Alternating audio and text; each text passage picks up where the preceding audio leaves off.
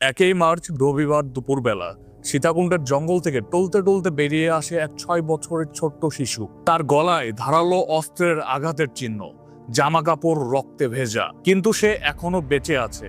দৃশ্যটি দেখে ইকো পার্কের মধ্যে সড়ক নির্মাণ কাজের শ্রমিকরা আতঙ্কে আটকে ওঠেন। মেয়েটির কোনো কথা বলার শক্তি নেই, সে শুধু কাঁপতে কাঁপতে নিজের গলায় হাত দিয়ে চেপে ধরে আছে। দেরি না করে দ্রুত শ্রমিকরা তাকে হাসপাতালে নিয়ে যান। অবস্থা আরো বেশি খারাপ দেখে তাকে দ্রুত সেখান থেকে ট্রান্সফার করে চট্টগ্রাম মেডিকেল কলেজে নিয়ে যাওয়া হয়। 1 তারিখ রবিবার সকালবেলা তার সাথে কি ঘটেছিল চলুন জেনে আসি। চট্টগ্রাম কুমিরায় দাদা বাড়িতেই ইরার জন্ম, কিন্তু এই বাড়িতে জায়গা স্বল্পতার কারণে ভাড়া বাড়িতে থাকতে হতো ইরার পরিবারের। খুব একটা বেশি দূরে নয়, সেখান থেকে হেঁটেই আসা যায়। ইরার বাবা পেশায় ছিলেন একজন রিক্সা চালক। জন্মস্থান দাদাবাড়ি হওয়ার জন্য সেই টান থেকেই ইরা বারবার তার দাদাবাড়ি ছুটে আসতো। ইরার আরো 2 বোন আছে, তারা মোট 3 বোন। রবিবার সকালবেলা ইরা যখন দাদার বাসায় যাওয়ার জন্য বায়না ধরে, তার মা সেখানে যাওয়ার জন্য তাকে নিষেধ করে। ইরার মা ইরাকে তার ছোট বোনের সাথে কোলে নিয়ে খেলতে বলে, কিন্তু ইরা জানায় সে তার দাদুর বাসা থেকে ঘুরে এসে তারপরে তার বোনের সাথে খেলবে।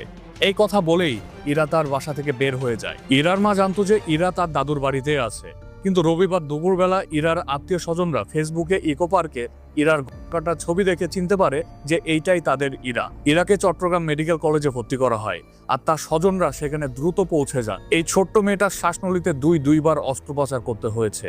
টানা 2 দিন মৃত্যুর সাথে লড়াই করে 3 তারিখ ভোরবেলা ইরা না ফেরার দেশে চলে যায়। মৃত্যুর আগে ইরা পানি খাওয়ার জন্য অনেক ছটফট করেছিল, বারবার পানির জন্য আকুতি জানিয়েছিল, কিন্তু শ্বাসনালী সার্জারির জন্য তাকে পানি দেওয়া নিষেধ ছিল। মৃত্যুর আগে মেয়েটা এত আকুতি করেও সামান্য 1 ফোঁটা পানি খেতে পারেনি। এই কথাটা চিন্তা করতেই বুকটা যেন ফেটে যায়।